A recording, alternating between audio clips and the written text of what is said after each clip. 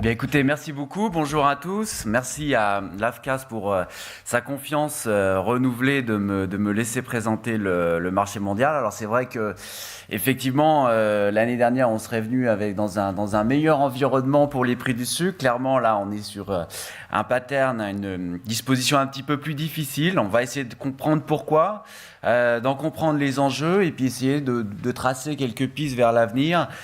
Sur ce marché qui effectivement a montré en tout cas une forte volatilité depuis un an et demi. Alors rapidement, donc, nos sujets, je dirais, seront effectivement les cours du sucre. Finalement, l'impact en partie de ces cours sur la production sucrière mondiale et les perspectives de cette production sucrière mondiale, qui pour nous, traders fondamentaux, est effectivement l'élément le plus important à comprendre. Une vision sur le bilan qui va montrer en fait ce déséquilibre aujourd'hui effectivement plutôt en faveur de la production que de la demande. Une partie un petit peu plus spécifique, je dirais, sur l'environnement du marché du sucre, et on va s'intéresser effectivement à ce rapport aujourd'hui très renforcé entre le sucre et l'énergie. Également le rôle des fonds. Alors le rôle des fonds, bien entendu, dans un contexte de volatilité, est très important. Il va faire une grosse partie du marché, voire même son exagération à la hausse comme à la baisse. Une petite partie sur l'Europe sucrière, hein, malgré tout. Bon, étant à Paris aujourd'hui, c'est quand même important de mentionner ce nouvel environnement également, je dirais, pour la betterave d'une manière générale. Un petit focus sur la place de l'Afrique dans le marché mondial, comme il y a effectivement beaucoup d'intervenants africains dans ce forum, et les perspectives. Alors, pour comprendre où on va, c'est bien de comprendre déjà d'où on vient. Effectivement, l'année, je dirais, depuis mai 2016, on a eu une très très forte volatilité sur les cours du sucre. Là, en l'occurrence, donc, ce sont les cours du sucre roux à New York, cotés en cents par livre. Ce qu'on peut voir, c'est qu'on a eu une forte accélération à partir de mai sur des cours qui cotaient, je dirais, entre 13 et 14 cents pour taper pratiquement 23-24 cents au mois d'octobre. Et puis après, une baisse relativement entrecoupée au mois de janvier, mais une baisse assez forte jusque, je dirais, début juillet 2017, où là, on va rentrer dans une nouvelle phase qui est une phase de stabilité. Alors, bien entendu, nous, on interprète ces mouvements-là de par les fondamentaux, mais ce qui est important de comprendre sur toute cette évolution qu'on a connue sur les marchés mondiaux, c'est que tout était par anticipation. En réalité, aussi bien, surtout sur ce qui concerne la période montante, hein, qui était une période, je dirais, d'inquiétude vis-à-vis des ressources en sucre, des disponibilités en sucre, ce n'était qu'une anticipation. On n'a jamais eu, à proprement connu, de déficit sur le marché mondial du sucre. D'ailleurs, les primes physiques étaient là pour le montrer, puisque c'était surtout un emballement qui était en fait essentiellement de la part des fonds. Il faut voir que cette volatilité a en grande partie été connectée avec un achat massif des fonds de la période de mai 2016 jusqu'à octobre 2016, et ensuite une revente massive des fonds. Dans les deux cas, je dirais qu'on avait en gros plus de la moitié du marché mondial que les fonds ont soit acheté, soit vendu, c'est-à-dire en gros 25 millions de tonnes. Ils ont acheté 25 millions de tonnes dans la hausse et ils ont revendu 25 millions de tonnes dans la baisse.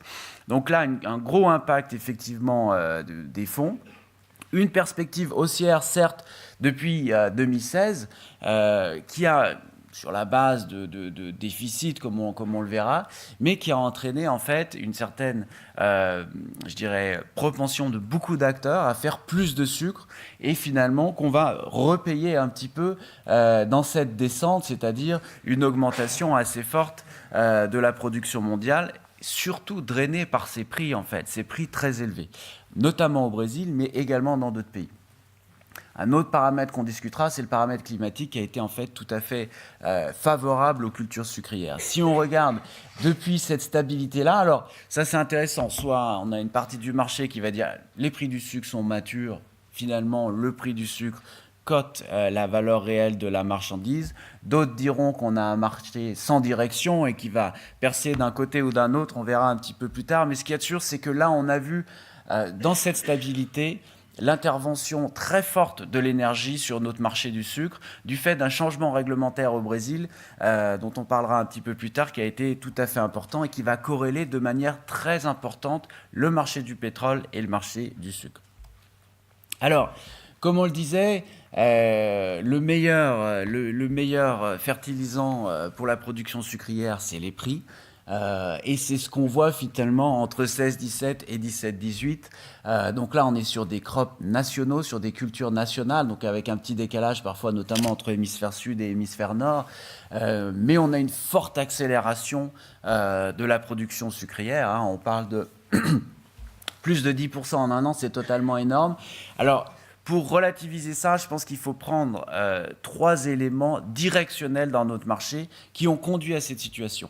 Un, et le plus important finalement, c'est l'absence d'événements climatiques sur la campagne 17-18, c'est-à-dire celle qu'on commence aujourd'hui, donc qui correspond plutôt je dirais, aux conditions climatiques qui ont eu lieu jusqu'en septembre de cette année. On a eu des conditions tout à fait favorables, notamment au Brésil, mais également en Europe, en mer Noire, en Chine et surtout en Inde.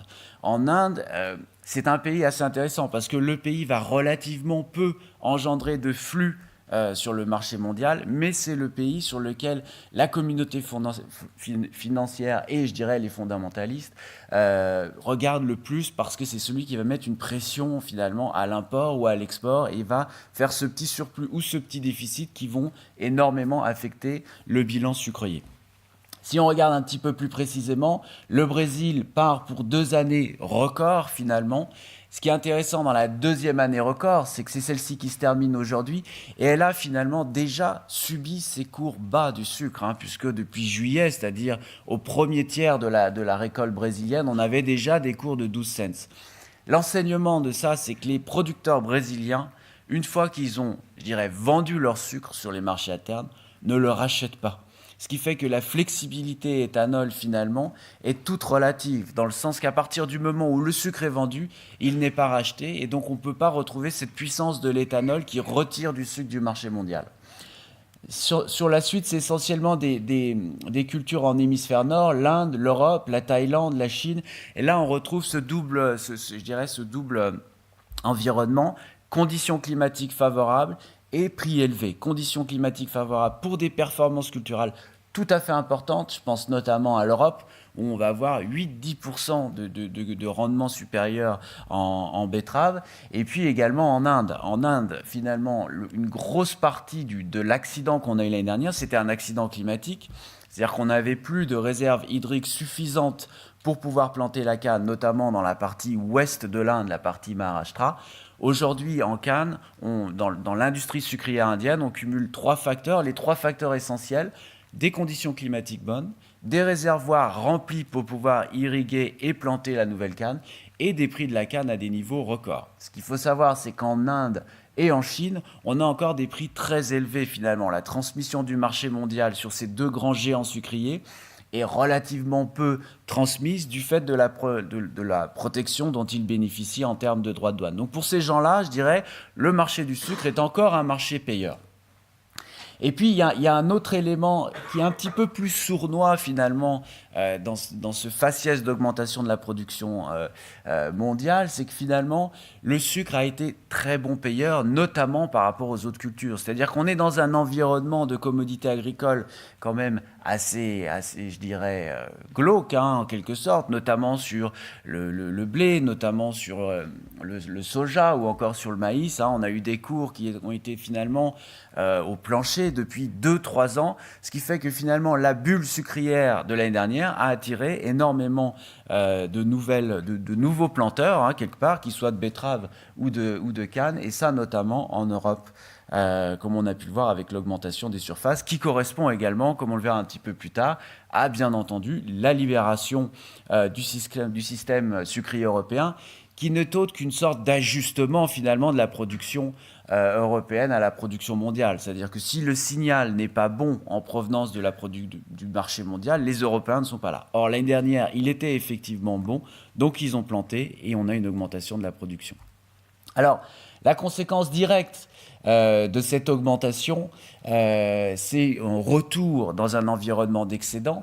Encore une fois, les prix anticipent toujours un an et demi à l'avance les conditions de marché, c'est-à-dire que finalement, ces conditions-là ont été anticipées par les prix. Et puis au moment où les stocks mondiaux étaient le plus bas, finalement c'était en septembre de l'année 2017, voire pendant l'été en fait de l'année 2017, bah, les prix étaient déjà au plancher, alors que c'était effectivement le moment le plus, je dirais, le plus tendu sur une base de disponibilité de sucre.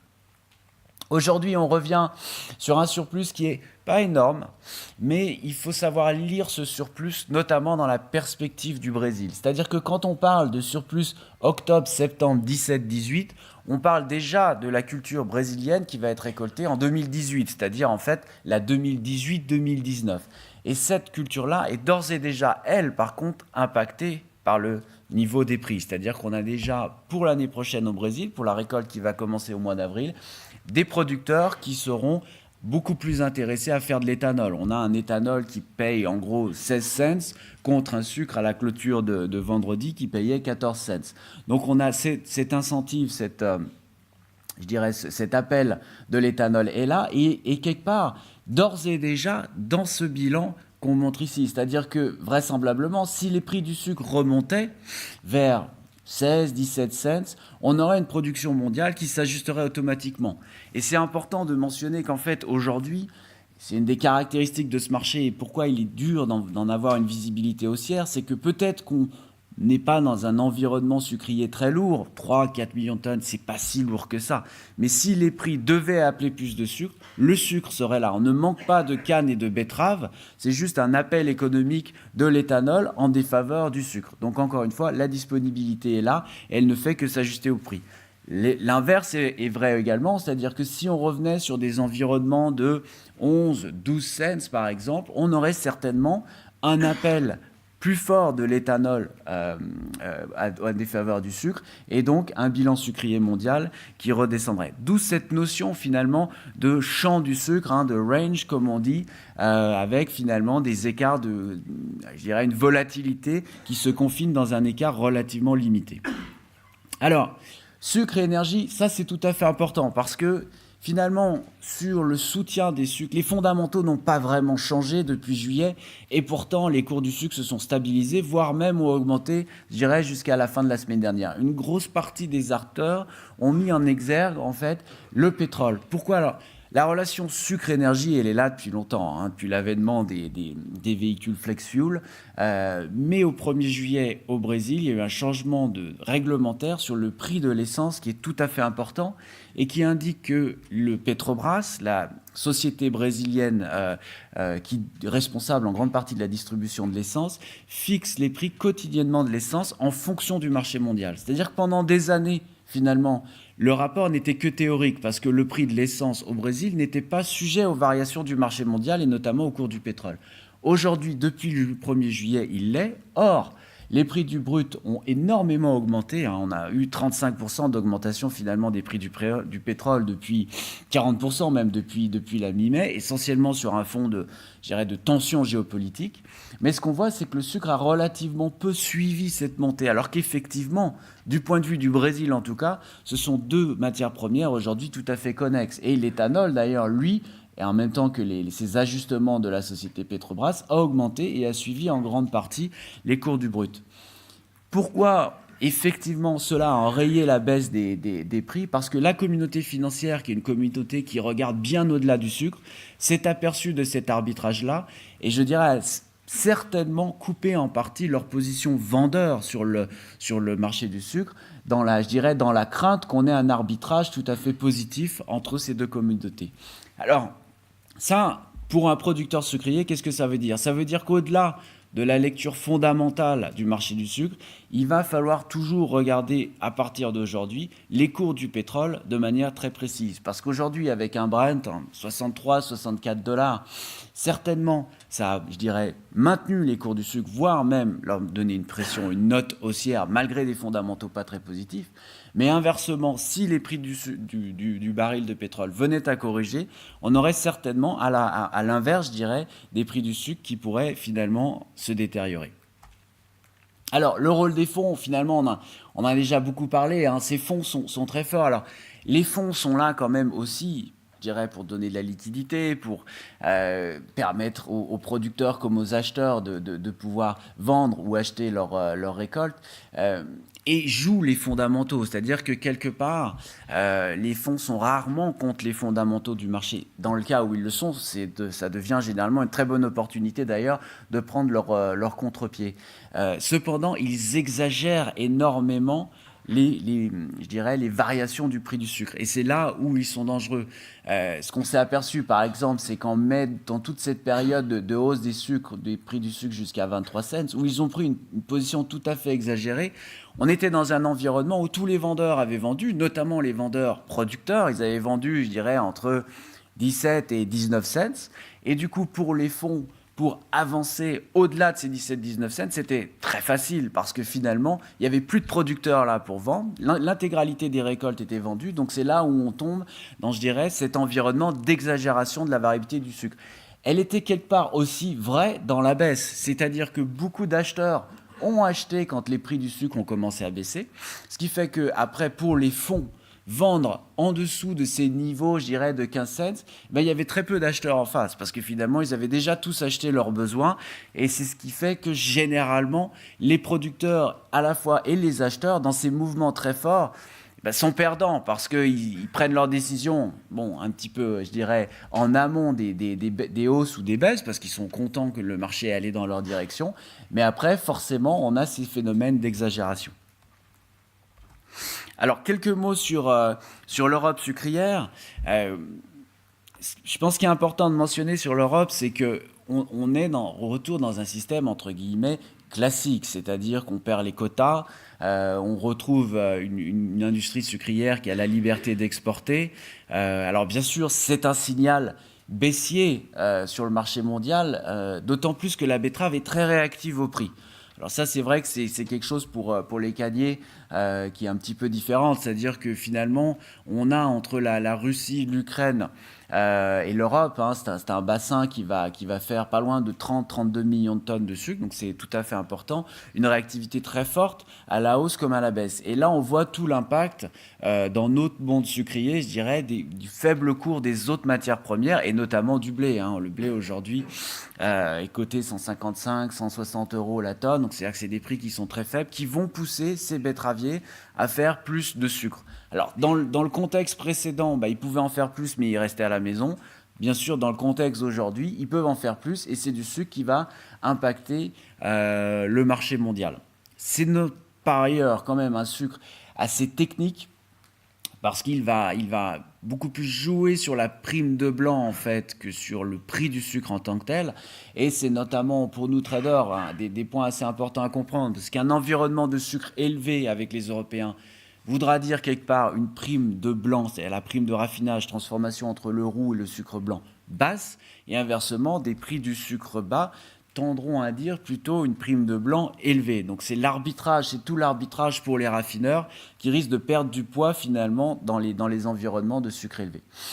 Donc c'est un sucre qui va s'exporter un petit peu de partout, en Afrique bien sûr, mais je dirais que le premier bateau il est parti sur Haïti. Le premier bateau du nouveau régime il est parti sur Haïti dans les Caraïbes, donc il va sortir de partout, en Asie, dans la Méditerranée bien sûr, au Moyen-Orient, et on voit déjà ces flux en containers quand même essentiellement qui se dispatchent un peu sur l'ensemble de la planète. Et puis ça veut dire, en tout cas pour nous traders, un marché du blanc, et pour les acheteurs de blanc, beaucoup plus technique, avec aussi le Pakistan qui est venu, qui écrase cette prime de blanc. Le Pakistan, finalement, on en parle un peu moins, mais c'est un impact quasi aussi important que l'Europe. Et puis le rôle de la Chine. Le Chine est le grand fantôme du marché du blanc, n'apparaît presque jamais, et pourtant de loin le plus gros acheteur de sucre blanc, mais via différentes routes. En 2016, le plus gros importateur sucrier mondial de blanc, c'était la Birmanie. Et bien entendu que ce sont des flux qui, derrière, vont sur la Chine, du fait de la politique de soutien des prix de la Chine, qui offre finalement une opportunité à toutes ces routes parallèles de mise en place, qui sont multiples et variées, et dont, je dirais, la différence entre le prix domestique et le prix du marché mondial devrait maintenir relativement constante à l'avenir. Mais qui constitue, je dirais, un risque, parce qu'on n'est pas là sur un flux, je dirais, totalement balisé. C'est un flux quand même qui reste politique, à la fois économique et politique. Alors, un œil sur l'Afrique, je dirais dont le contexte change relativement peu. On a une production assez constante en Afrique. On a une consommation qui augmente, mais de manière relativement faible par rapport à l'augmentation finalement de l'ensemble du marché mondial. Et on garde ce pattern, hein, ce profil de l'Afrique sucrière qui importe en gros un petit peu plus de la moitié de ses besoins, avec, je dirais, deux gros sous-profils. Un profil importateur roux qui va essentiellement correspondre à l'Afrique du Nord, l'Algérie, l'Égypte bien sûr, le Maroc, la Tunisie qui est, je dirais, un nouveau venu, hein, dans les raffineurs de roux, et une Afrique subsaharienne dont le seul gros importateur sera le Nigeria, avec 3 raffineries, hein, de 3 groupes privés qui fonctionnent bien entendu toute l'année. Donc on a en gros 7 millions de tonnes de sucre importé en Afrique, dont les 2/3, voire même un petit peu plus, sont en Afrique du Nord.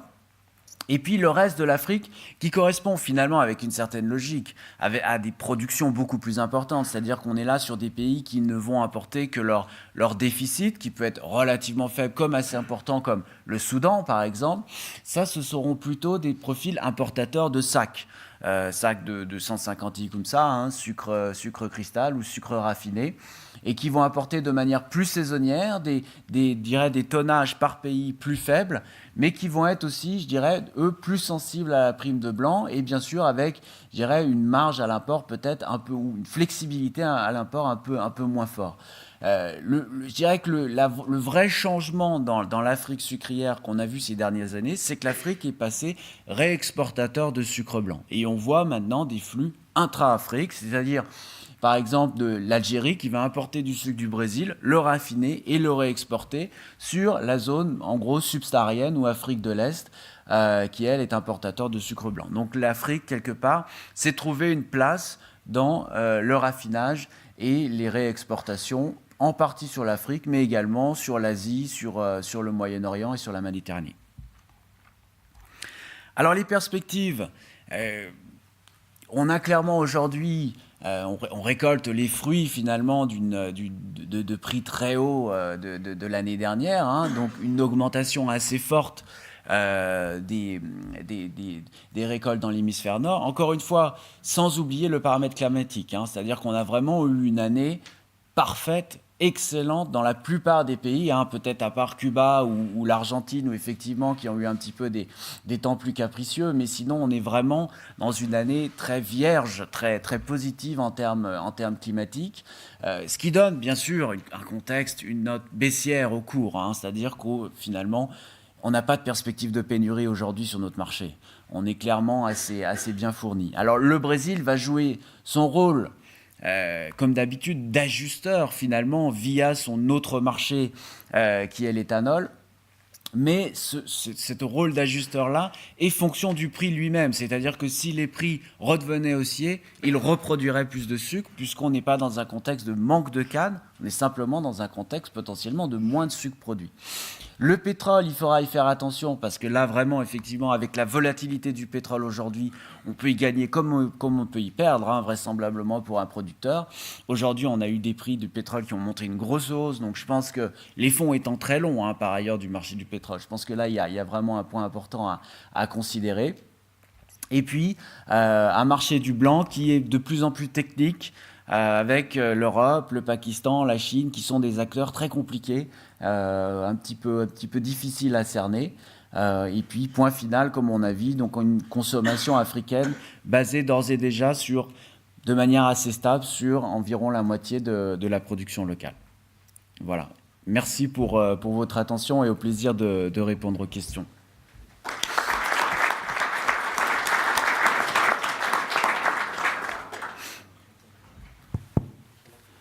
Alors, est-ce qu'il y a des questions parmi la salle? Je ne vois pas très bien. Moi, je vais peut-être commencer par en poser une, Olivier, si vous permettez. Donc, vous avez mis l'accent sur les primes. Les primes. Et je crois que la dernière production de l'ISO nous disait que les primes se situaient entre 65 et 70 $, ce qui est quand même très faible par rapport aux 100 $ qui étaient habituels. et qui ont servi un peu de base à la construction de ces modèles de raffinerie. Vous avez parlé de l'Algérie, vous avez parlé du Maroc et autres. Et si l'Europe continue dans cette démarche, ça veut dire que durablement, cette prime, elle va se situer autour des 50-70 $. Est-ce que ce n'est pas un risque pour la pérennité de ces raffineries ?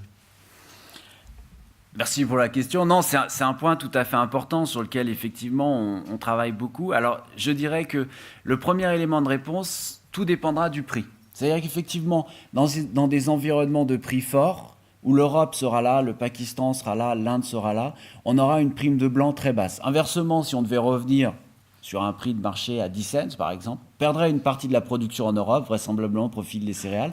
Et là, le rôle du raffinage redeviendrait en puissance et vraisemblablement, donc on passerait plutôt sur un paradigme de prime de blanc de 80 à 100 $ ou de 80 à 90 $ par rapport à aujourd'hui.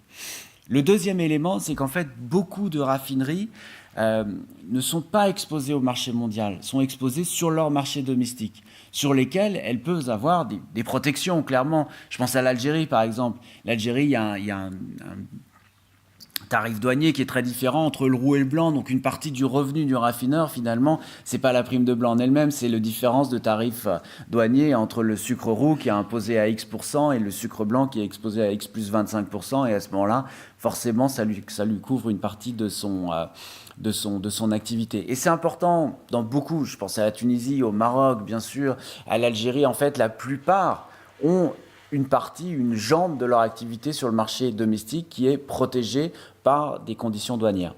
Après, sur les autres, effectivement, on peut se poser la question de leur activité. Ce qu'il faut voir, c'est que dans l'angle du trade, les raffineurs sont généralement très bien placés à destination. Je pense notamment, par exemple, à une raffinerie comme Renuka en Inde, sur le port de Kandla, au Gujarat. C'est une raffinerie qui va fonctionner uniquement sur le réexport, hein, l'Inde n'important pas. Elle bénéficie de taux de containers, de taux de replacement de ses sucres très importants. Ce qui fait que finalement, ça compense en partie une prime de blanc basse. Mais à terme, c'est vrai qu'on va voir une diminution du raffinage. Je ne pense pas qu'on va voir une extinction du raffinage, puisqu'ils auront toujours un petit peu leur marché captif très proche, avec des taux de repositionnement de leur sucre qui sont très avantageux. Mais on va voir une diminution du raffinage avec des acteurs qui vont tourner à des coûts beaucoup plus élevés. Du coup, là c'est un petit peu la double peine, à 60% de leur activité et qui vont se concentrer vraiment sur leur bassin. Okay, merci. Alors, question ?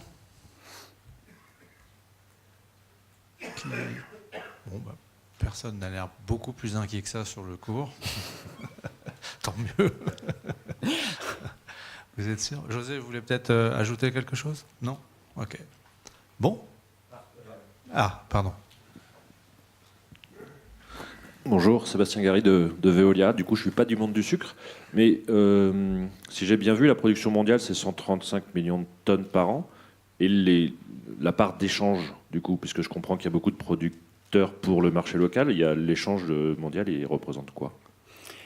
Alors, merci. Alors, la production mondiale, ce que je montrais, c'était les principaux pays producteurs, mais ça me donne l'occasion d'ailleurs de resituer ces principaux, les 10 plus gros, en fait, font 80%, donc on est sur une production mondiale de l'ordre de 175 à 180 millions de tonnes. Effectivement, les transferts, le négoce, je dirais, les flux représentent environ 50 à 55 millions de tonnes. Donc c'est quand même pas négligeable, hein, c'est, je dirais, en gros, un petit peu moins d'une trentaine de %, mais ça représente des flux qui vont impacter des zones très spécifiques. C'est-à-dire aussi bien on a par exemple, je pense à la zone américaine qui est relativement peu sensible au marché, ou du moins très régional dans son négoce. Par contre, on a des gros flux de l'Amérique du Sud vers l'Asie, vers le Moyen-Orient, vers l'Afrique, qui sont les flux essentiels traités, et donc qui vont affecter énormément à la fois ces producteurs et ces importateurs. Mais c'est vrai que le marché mondial du sucre, c'est 50 millions de tonnes environ. Merci. Oui. Bénédicte Châtel. Bénédicte Châtel, Commode Africa. Comment voyez-vous l'avenir pour l'Afrique subsaharienne ? Vous avez beaucoup parlé de l'Afrique du Nord, mais pour l'Afrique subsaharienne, comment voyez-vous ça dans ce contexte ? Merci. Production, vous voulez dire, excusez-moi, production, importation? Importation, production et importation, oui, s'il vous plaît, merci. Bon, je ne sais pas si je suis le meilleur placé pour répondre, hein, étant donné qu'il y a beaucoup d'acteurs, mais je dirais que la vision, entre guillemets, du négoce sur cette partie tout à fait stratégique, par ailleurs, de nos livres, hein, de notre business plan, je pense que l'Afrique subsaharienne n'a pas de velléité vraiment de rentrer dans le raffinage. Encore moins aujourd'hui, effectivement, avec vraisemblablement des perspectives de primes de blanc relativement faibles, qui correspondent par ailleurs, je dirais, à une bonne couverture pour les acheteurs de blanc. Parce que ça veut dire que quand le prix va être élevé, la prime va être basse. Et quand le prix va être bas, la prime va être hausse. Mais pour vous, c'est comme on dit, c'est une bonne couverture, hein. C'est un bon hedge, c'est quelque chose qui est assez intéressant. Je pense que l'avenir de l'Afrique subsaharienne ne sera pas dans le raffinage parce que les marchés sont trop segmentés. Si on regarde le Nigeria, a pu investir dans le raffinage parce que c'est un énorme marché, hein. On parle d'un marché de 1,5 million, 1,6 million de tonnes produites. Donc là, effectivement, ça fait du sens. Ils sont malgré tout eux-mêmes dans une position de surcapacité de raffinage, d'ailleurs. Après, sur le reste de l'Afrique, et notamment l'Afrique de l'Ouest, je pense que le rôle et l'atout des producteurs, c'est de maintenir des marchés, je dirais, relativement déficitaires pour pouvoir permettre d'avoir la prime de marché intéressante pour produire. C'est-à-dire qu'on aurait, je pense à un modèle russe par exemple, les Russes étaient dans une capacité de juste fournir leurs besoins, avaient, je ne sais pas, importaient 5-10% de leurs besoins. Aujourd'hui, exportent 5-10% de leurs besoins, c'est-à-dire on fait une augmentation de production en gros de 20%, mais une baisse des prix énorme, parce qu'ils se retrouvent confrontés au marché mondial. On sait que les coûts quelque part et l'effort de production est important en Afrique. Donc à mon sens, ils auront tout intérêt à rester dans des environnements légèrement déficitaires pour quelque part bénéficier de cette prime de marché, ne pas être exposé trop au marché mondial et rester importateur saisonnier de sucre blanc, de sacs, de containers ou de bateaux. Je pense que c'est le profil le mieux avec un effort de production qui serait ici le mieux rémunéré, je dirais. Juste pour compléter ce que vient de dire Olivier, bon, il y a quand même le cas du Nigeria qui raffine 1,5 million de tonnes et qui a vocation dans moins de 10 ans de produire 100% de son sucre à partir de la canne, c'est-à-dire qu'ils ont décidé de supprimer cette activité raffinage. Arriveront pas, c'est un autre sujet, mais en tout cas, il y a une volonté politique de le faire et probablement des moyens humains, financiers et techniques d'y arriver. Et après, il y a des acteurs dont vous avez parlé juste avant, à juste titre, notamment le Maroc, l'Algérie et la Tunisie, donc qui, eux, raffinent et ont vocation à écouler leur sucre un peu plus au sud, et qui, pour y arriver, justement, pour contourner la réglementation qui existe, essayent d'intégrer des environnements économiques. La Tunisie vient d'intégrer la COMESA en octobre, je crois, et le Maroc est en train d'intégrer la CDEAO de manière à pouvoir rentrer en exonération de droits dans un marché qui est immense. Voilà. Donc c'est des données importantes, mais d'un autre côté, les producteurs d'Afrique subsaharienne, dont un certain nombre sont présents ici, envisagent quand même réagir par rapport à ces actions. Alors certainement, d'autant plus que, alors je me souviens plus dans le CDAO et dans le COMESA. Bon, le COMESA c'est quand même très particulier par ailleurs parce que finalement le seul marché vraiment fermé et bien pricé c'est le Kenya. Mais normalement il y a des règles d'origine qui permettent d'exclure les activités de raffinage avec des notions de valeur ajoutée ou des choses comme ça. Bon, c'est vrai que généralement, alors là l'Europe par exemple est assez bien carrée là-dessus. Il y a généralement très très peu de sucre de raffinage ex-Brésil qui rentre en Europe du fait des règles d'origine. Mais c'est un point, comme vous le soulignez, absolument important à garder en tête parce que là, pour le coup, on se retrouve quelque part sur des conditions qu'on peut estimer relativement déloyales avec l'importation de sucre brésilien, une petite touche de couleur et c'est reparti sur des marchés qui sont compliqués où la production est tout à fait un défi. Voilà. Oui, une question.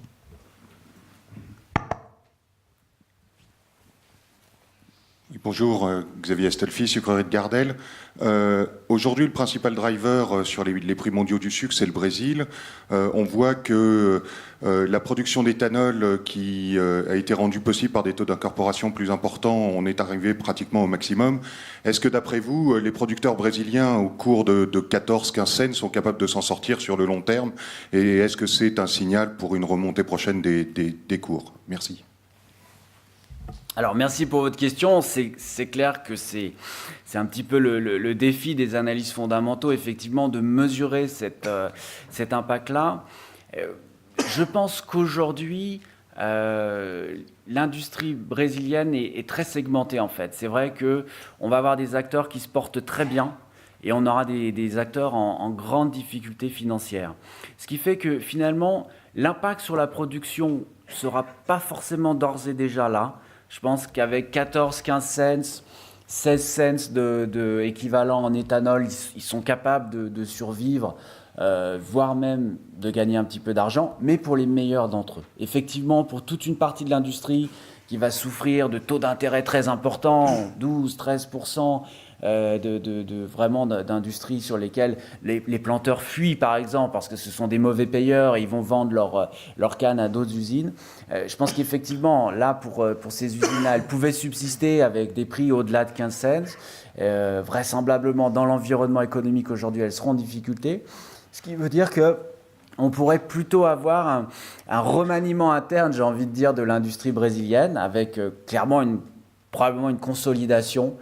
On voit des usines d'ailleurs qui ferment, qui annoncent qu'ils ne vont pas tourner, mais ce ne correspondra pas forcément à une baisse de la production. C'est-à-dire que la canne est là, elle sera traitée, on aura certainement une rénovation, c'est-à-dire un cycle de replantation un petit peu plus faible, ce qui va conduire à un vieillissement de la canne, mais c'est à la marge, je dirais. On perd peut-être 1% à l'année de potentiel de production avec ce vieillissement de la canne. Donc c'est ça l'impact vraiment sur la production. Par contre, en interne au Brésil, oui, il va y avoir certainement des changements assez forts avec des acteurs un peu à bout de souffle. Mais vraisemblablement, pour avoir une chute de la production un petit peu plus fondamentale, c'est-à-dire au-delà de cette flexibilité sucre-éthanol, on devrait voir des prix du sucre plus faibles. Je pense à l'Europe aussi, je pense que les prix sont suffisamment rémunérateurs aussi.